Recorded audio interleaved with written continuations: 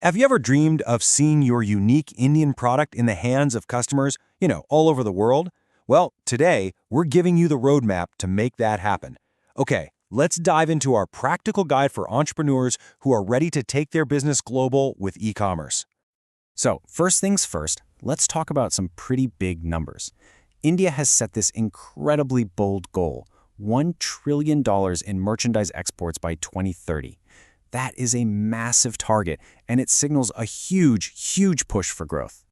And a huge piece of that pie, it's global cross-border e-commerce. This market is projected to be worth an incredible $2 trillion by 2030. This isn't just some passing trend. It's a fundamental shift in how the whole global economy works.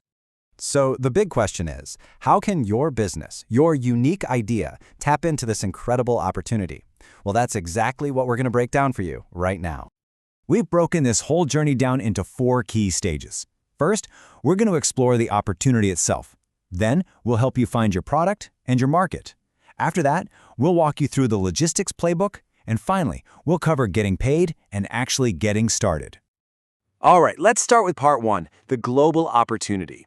We're going to dig into why right now is the perfect time to start thinking about e-commerce exports and how it can totally transform your business.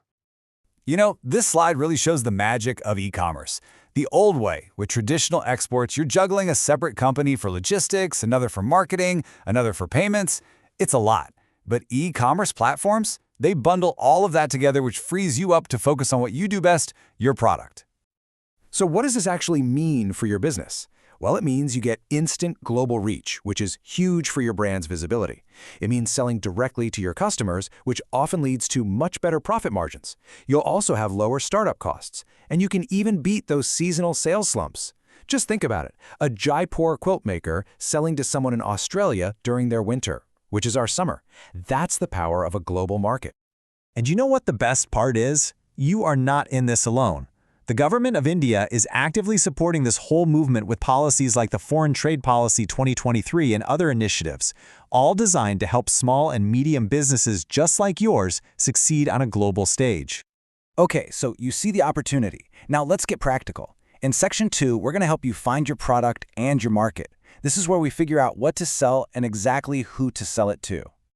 India has some incredible strengths, and this list right here showcases them perfectly. Just think about the products that are already world-renowned for their quality. Our vibrant textiles, those intricate handicrafts, luxurious leather goods, powerful Ayush and herbal products, and of course, our world-famous spices. These are the categories where you already have a natural advantage. And where is the demand for these products? Oh, it's everywhere. Seriously. We're talking about massive, established markets like the USA and Europe, fast-growing ones in the Asia-Pacific, and some really exciting new opportunities in Latin America. Your potential customer base is literally the whole world. In this quote, it really sums it all up. Going global isn't just about growth. It's about building a more resilient, stable business. By tapping into these international markets, you create a steady stream of demand that doesn't depend on the ups and downs of a single domestic season. All right, now for the nuts and bolts. This is the part that often seems the most intimidating, but we're going to make it simple. Section 3 is all about export logistics. We are going to break down the operational steps you need to take to get your product from your workshop all the way to a global customer.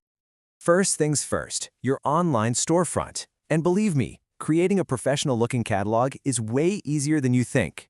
It's really just a simple 3-step process. You sign up on a catalog service, you plug in your product details, with great photos and descriptions, of course, and then you just download the finished product. Simple, clean, and ready to impress. Okay, let's talk about the paperwork. Now, don't let this list intimidate you. There are really just 4 essential things to get started. You'll need a PAN for your business. You'll need a business bank account with something called an AD code. That's just a code from your bank that lets you do foreign currency transactions. Next, an Importer-Exporter Code, or IEC. And finally, a GSTN for taxes. See, those are the building blocks. Now, this slide highlights a critical step, one you absolutely can't skip. Before you ship anything, you need to understand the regulations. Not following the rules can lead to penalties or, even worse, your goods getting stuck at customs. So this is a super important checkpoint. The good news is, India's export policy is actually pretty straightforward. Goods fall into three categories. Most items are free, which means you can export them without any special license. Some are restricted and they require an authorization. And a very small number are prohibited. For most e-commerce sellers, your products are going to fall right into that free category. So, once you're ready to ship, you've got two main options. The postal route through India Post is a fantastic, cost-effective choice for smaller items, anything up to 35 kilos. For larger or higher value shipments, the courier route, using authorized services, is probably your best bet. Each has its own process, but they're both well-established ways to get your goods to your customers.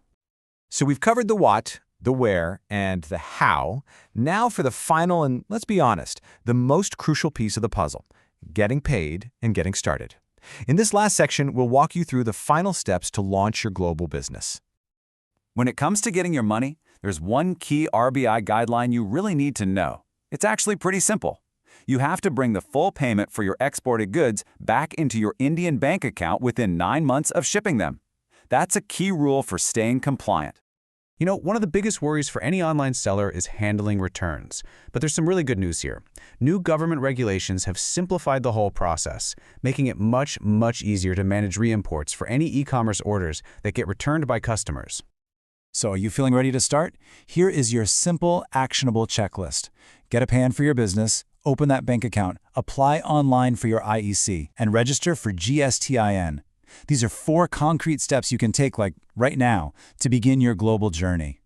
We've walked you through the entire playbook, from the opportunity to the logistics to getting paid. So the only question left is the most exciting one. What incredible, unique Indian product will you be the one to share with the rest of the world? The opportunity is right there, waiting for you. And if you need more guidance or have some specific questions as you get started, there is direct help available. You can reach out to the Directorate General of Foreign Trade right at this email address for assistance. We really hope this has inspired you to take the leap into global e-commerce. Thanks for tuning in.